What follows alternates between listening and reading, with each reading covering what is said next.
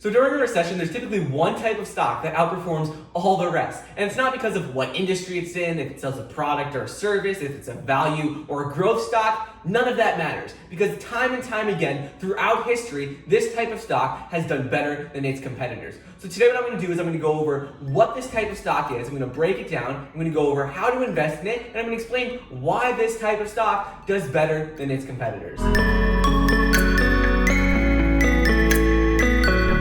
What's up everybody, Michael here, welcome back to another video. Today we're going to talk about dividend stocks. We're going to talk about what they are, how to invest in them, and why they typically do better than their competitors during a recession. But before we get into it, it'd mean a lot if you could like the video down below, leave a comment, and subscribe. It really helps out a lot with the YouTube algorithm. So anyways, let's get right into it and talk about what dividend stocks are. So a dividend is essentially a share of the company's profits. It doesn't mean that you own the company, it means that you have rights to their profits. Companies that pay dividends are typically more established, have been around for longer, and have a better balance sheet. They're not in the growth phase anymore. They're typically companies that have consistent revenues and consistent cash flows. So when you receive a dividend from a company, essentially you are receiving a share of the company's profits. So a couple of reasons that a company would pay a dividend, other than that it's been an established company and it has good balance sheet, is that the company doesn't have any good growth opportunities in the near future. They're pretty stable with how they're growing and they don't have any opportunities to put that money to use. Another reason is that it's actually, by paying a dividend, the company is making their stock more attractive to investors. A lot of people only like to invest in dividend stocks because of the consistent payments they'll receive.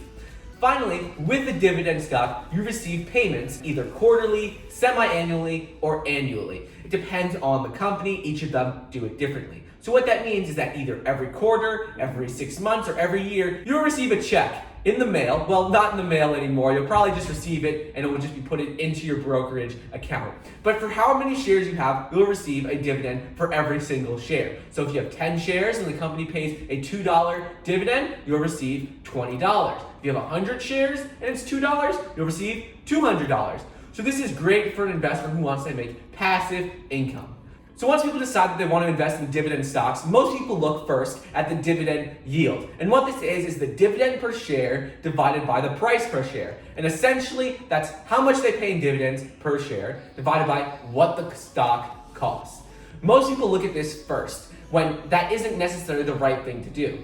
It's important to know how much you're going to get in dividends for your stock, but it's also important to look at the company's history. This is a lot of things that most people miss out on, because a lot of companies have very stable dividends that have increased over time for 50, 60 years. So before investing in any dividend stock, you have to ask yourself if you want to invest in a company that's only paid a dividend once or twice or sporadically, or if you want to invest in a dividend stock that has consistently paid a dividend for 50 or 60 years sometimes and has increased how much they pay their investors. Because if you're looking for a passive income stock, this is going to be a much better option, one that has increased their dividend over time and has paid it for years and years and years. Well, you're probably wondering, why are these stocks better to own during a recession? Don't they still go up and down with the market just like any other stock? And yeah, they do. But the one thing that's different about them is that you still receive your dividend payments.